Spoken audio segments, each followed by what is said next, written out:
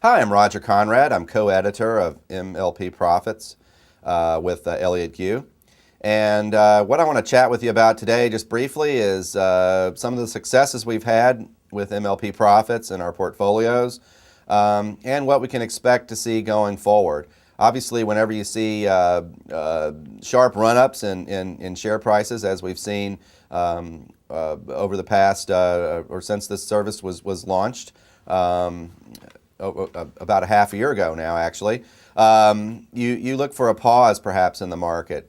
I think in this case, though, that may be the case with some of these, but I think we still have tremendously more upside going forward.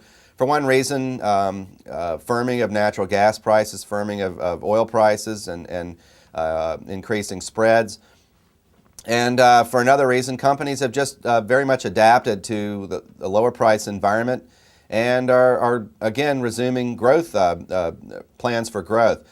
This week, Elliott authored a flash alert regarding Lynn Energy, one of our aggressive holdings, which made a major acquisition. This is again a very, very strong sign of good health, of better times ahead. And it's one, if you don't own shares of some of these aggressive holdings, which again are very tied into energy prices, it's a pretty good sign that it's a good time to pick some up. Also, a couple of weeks ago, I authored an article on the conservative holdings. We now have all earnings in on these MLPs, which are basically tied to fee-generating assets, and that's where they realize very steady cash flows from. And their third quarter results basically reflected very, very steady, strong business plans, steady cash flows, good coverage of distributions, and strong balance sheets. And in other words, all the building blocks still in place for continued growth in fees and cash flows.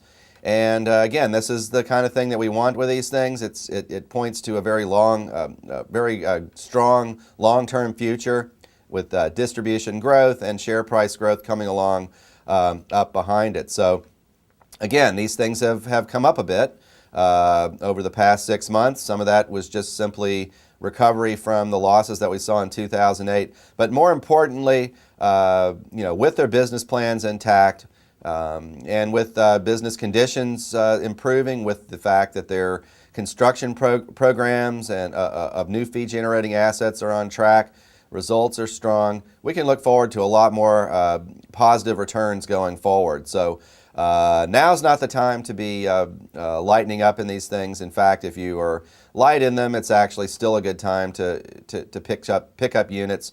Even though, again, we have seen some gains and some fairly substantial gains in many cases since earlier in the year. So that's all I have to say. Again, invite you to check out the articles that we have, all three of our portfolios.